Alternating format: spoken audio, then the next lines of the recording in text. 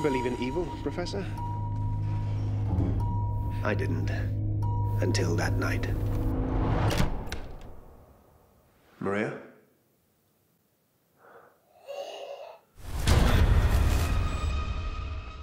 That was a clip from Ghost Stories, and I'm joined by one of the stars of the film, Martin Freeman. Hello, sir. Good morning. How are you? I'm all right, thanks. Just saying I am Simon Mayo. Yeah, I know. Wearing my Simon Mayo glasses and everything. And a gingham shirt. Does he wear gingham all the time? He always looks like a Victorian lady. Simon Gingham Mayo Yeah. from now on. Yeah. Congratulations on this film. Before I kind of dive in and ask you questions, I want to know how you describe the film and your character, Mike. How would I describe the film? It's I suppose hard. I describe it, as a sort of, I guess this has its own pretensions, but as a sort of smart horror, I guess, with allusions that someone of my age would understand, because that's, where I first saw horror films was on the telly. Yeah. At night. Late at night. Late at night. I mean, I remember the joys, genuine joys of like watching Match of the Day as a kid on Saturday night, and then there might be a double bill afterwards of a Hammer or Amicus variety. And Andy Nyman and Jeremy Dyson grew up very much with those as well. And there are certainly allusions to those kind of older British films. But I hope, and I genuinely think, I'm not just saying this because I'm plugging it, I think it's an original film. It's not the kind of film you see once every month. There's not many of these around, actually. It's very smartly done. It's quite disturbing. I saw it last night again. It's the third time I'd seen it. And I saw it with some family and a few friends. And yeah, there are parts of it that were really hard for people to watch, in the good way that you want from a horror film. Yeah.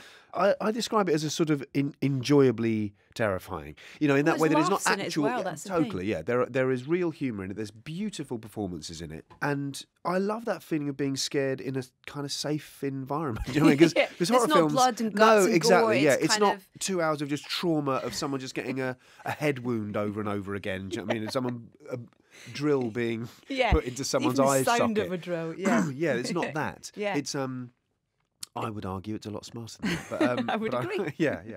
One of my favourite lines in it is said by someone with a Scottish accent.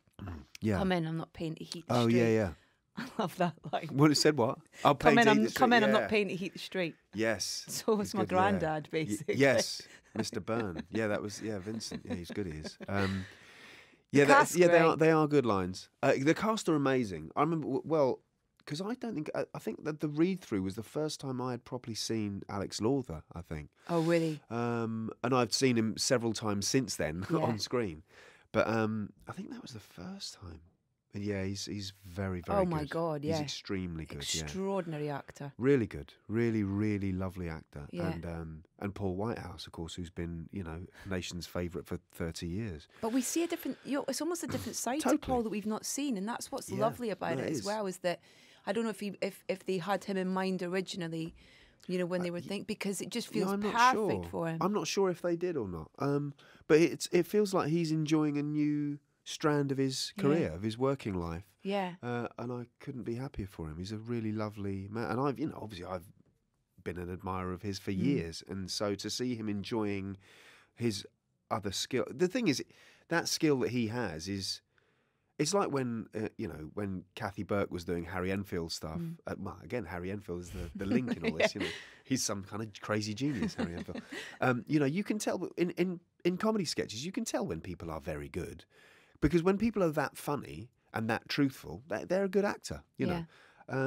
So it's no amazing surprise, really, I suppose, when people like that turn out to be, oh yeah, they can really do it. Yeah, not just the funny stuff. No, not just the funny stuff, but also, in order to do the funny stuff well, that means you're really good, Which is probably the harder thing to do. That's what everyone says. That's what. Yeah, I mean that.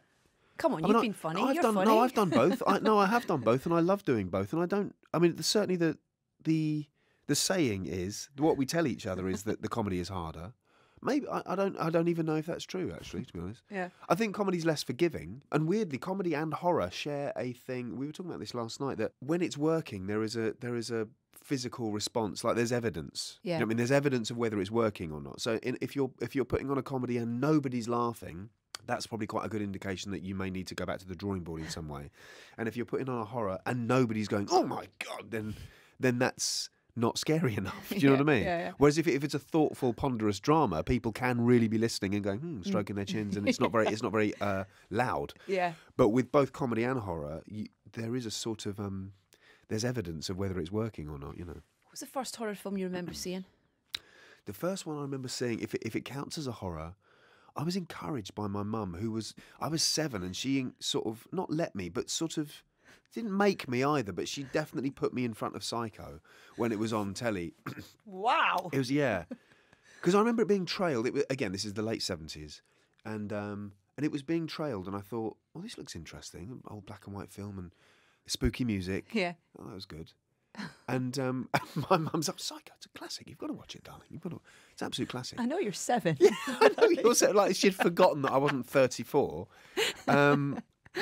And so I watched it, and yeah, lo and behold, it stayed with me. I mean, it was my favourite film for a long time, and for a long time, of course, after I'd pull the shower curtain across and I would be terrified and sort of rooted to the spot, and not washing myself in the shower, just thinking I'm maybe about to die. Similarly, standing at the bottom of the stairs, about to walk upstairs.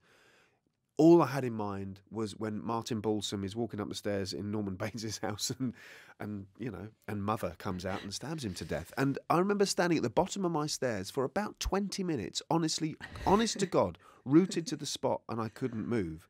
But I wouldn't change that for the world, you know. Yeah. Me and Amanda brought our kids last night to see the film. Yeah. They enjoy it. They loved it, and there were points where I was looking at Grace and Joe and looking at Amanda thinking, this is a terrible piece of parenting.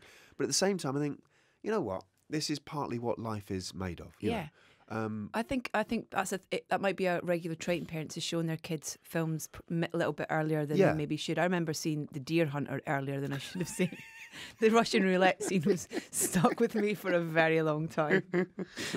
Similarly, I think Carrie terrified me of any school dance I was ever went to in my entire life. Well, isn't this funny? Because the other day, the kids always want to watch horror. Yeah. When I have them, the kids, we always, and I am reasonably sensible. I said, no, there's no way you're watching that. There's no way but I'm a bigot, and I think, well, if it's good enough for me, I decide. Yeah. It's not a democracy. And if I think this is a classy horror film, we're watching that. And if it's some old rubbish, we're not watching it. And they said, can we watch Carrie? I was like, no, you can't, not yet. And they said, Mummy said we could. And I said, and I thought, did she? I thought, well, I know Amanda really likes Stephen King. She likes it. So I thought, well, okay. And I thought, well, hell, fine, okay. And they kept banging on about it. I said, fine, you want to watch? Well, fine, watch. Stuck it on. First scene, volleyball. 70s, fine. 40 seconds in, girls' locker room, 70s. Yeah. And that alone was enough. I thought, well, that's surprising on all levels. And so I thought, what am I doing? My kids are 9 and 12. They're not watching Carrie. No, on a Saturday night. So I turned it off, and they went, oh, but Mummy said we could. Transpires last night they had watched it and told Amanda that I said they could. Oh, so they did the classic switch. Yeah. The classic switch. I get that every day. Quickly before we finish, congratulate you on Black Panther as well. Oh, thank you. Oh, absolutely phenomenal. What a success as well. You must feel proud about it. I'm amazingly pleased about it. Yeah, it's it's lovely. I mean, it's, you always want to be in films that you like anyway, and I like the film very much. But yeah, to be in something that has a sort of extra bit of punch, just as far as a moment in social history. Yeah, totally. it kind of is. Yeah. However else you cut it, it's a slight different moment. Yeah. And so yeah, I'm very proud to be part of that. And I had this conversation a few times with Ryan Coogler. If it's just going to be worthy, and if it's just going to be of political import, it can be a pamphlet, It can just be a little booklet or something, But it has to be a film. It has to be a really entertaining film, and I think it is. So yeah, I'm very pleased and proud. I read this brilliant thing last week that it said that you said it, you maybe didn't say it, about the Sherlock phenomenon, and saying that it kind of blew you away, and still does, the response and the mania around it, and comparing it to almost Beatlemania. Yeah, I mean, there was a headline, and it was an erroneous headline saying Sherlock isn't fun for me anymore. I never said that. Because Sherlock, I know how lucky I am with Sherlock, and frankly, I know how good the show is. But there are elements of it that are not fun. Of course, there are elements in the response of it. There are things around the show that, yeah, of course, frankly, are not fun unless you were a sort of masochist and just wanted that sort of attention in your life all the time. And yes, I'm always as you may know, I'm rather fond of the Beatles. So I don't say Beatlemania lightly. Yeah. Because obviously it's not really Beatles. But you have, I think anyone who is involved in something very big. But you've had a succession of it, from The Office to The Hobbit. No, and that, true. Yeah. I have had little pockets of Beatlemania, and so yeah, you get an idea of that. Yeah, I'm not fond of Mania. I'm not, and nor were the Beatles. Do you know what I mean? What's next? I don't know. I'm just reading things at the moment. I'm reading scripts and hoping to be engaged. Talking about scripts, I read that you're one of a few that I've ever. This is that you'll sit and read a script on set, and you'll actually take out your own lines and go, I don't need to say all that. I could actually do it with that. Certainly, yeah, definitely. That's amazing. I'm not. Is it that? I mean, yes. I think it. It's more, I think it'd be the opposite for a lot of people going, I need more. Yeah. There's not enough lines here for me. I definitely get that if I was at a different stage in my career, who doesn't want more lines? Of course, if you're working your way up and you don't feel you've been seen enough, I totally get that. But in the things that you're talking about, I am seen enough, and I think that every time I've said that to a writer or director, they've always agreed. They've they're also very smart people, and they go, yeah, actually, we don't need that. So my belief is just not to over egg any puddings. And if the writing is good, and I try, I don't always succeed, but I try to do good writing or try to perform it in good writing, the audience gets it, And so I try not to take part in insulting the audience intelligence by going, this is what he really thinks. It's like, yeah, they know what's because they're watching the film, so they know exactly what's going on as well as we do. So much of what was seen very clearly in The Office. Actually, so much of human communication is non-verbal. You only need to see how people look at each other to go, oh yeah, I know 60% of the story of what's happening between those two humans now. Yeah. So that's what lies behind that. Really, it's happened as well with. I'm quite militant on funny stuff. You know what I mean? Yeah. Because I love funny things, and I do like being funny, and I know I sometimes can be funny, but it's not always necessary. Do you know what I mean? Like sometimes I think, hey, we don't need every single thing to be funny. Yeah. So I'm quite happy to give over a bit of funny to someone else sometimes. Yeah. Very generous of you. I'm a hell of a generous man. Yeah. Martin, thank you so much for your time. Thanks. Cheers.